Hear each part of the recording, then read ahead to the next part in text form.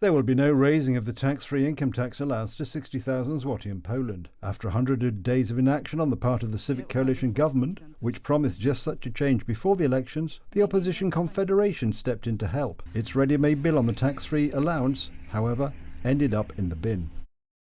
This was Donald Tusk's flagship election promise. We are talking about the tax-free allowance raised to 60,000 zloty. But the bill on this issue was submitted by the Confederation. You are going so poorly with these 100 specifics that the Confederation wanted to help you. The Sejm, however, rejected by a majority vote the proposal to raise the tax-free allowance to 60,000 zloty. I'm certainly not happy about it, because they always promise, and you know how it comes out. Because it was an election ploy for them. It is very often the case that election promises that are made at the beginning of an election are forgotten. Then 4 years pass. We manage to forget that someone promised something and didn't do it, and we vote for another false election promise. MPs from the Civic Coalition, among others, voted against raising the tax-free allowance, thus against fulfilling their own promise. I'm from the Civic Coalition, and I know that we'll do it when we fix a budget which you guys blew up so badly that no one expected it. I'm from the Civic Coalition, so in my life I will not vote for the Confederation bill. 8 other drafts on the Civic Coalition's list of unfulfilled promises were also submitted by the Law and Justice Party.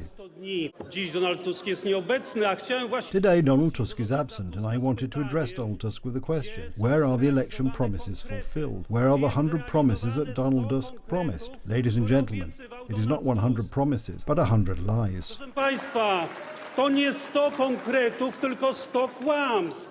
One of them is the law on voluntary social security for businessmen. It assumes that owners of sole proprietorships could opt out of social security. The 13th of December coalition, contrary to pre-election promises, proposes to make social security mandatory 11 times a year. Nie takie były deklaracje wyborcze. Deklaracja wyborcza These were not the election declarations. The election declaration of the PSL, but also of the other groupings that make up this majority coalition, was that all sole proprietorships would have the right to choose to pay social security contributions or not. wyboru. Płacą składkę ZUS-owską, czy też jej nie płacą. Today, the leaders of the Third Way would prefer to forget those promises. No one ever formally in the Third Way entering into a coalition promised anyone a completely voluntary social security for that reason. These are the words of the leader of the Third Way, Władysław Kosiniak-Kamysz. Bardzo dobrym pomysłem. A very good idea, which is our idea, our author's idea, is the idea of voluntary social security. And this is so well received. Taką dobrym odbiorem. Other promises, 0% loans, 0% VAT on public transport tickets, or fuel at 5 zloty 19 per litre, were also well received by voters. Ludzie w Polsce będą mieli People in Poland have more in their pockets. It will be cheaper in Polish stores and it will be better in every Polish home. i będzie lepiej w każdym polskim domu. 100 days have passed, promises have turned into metaphors.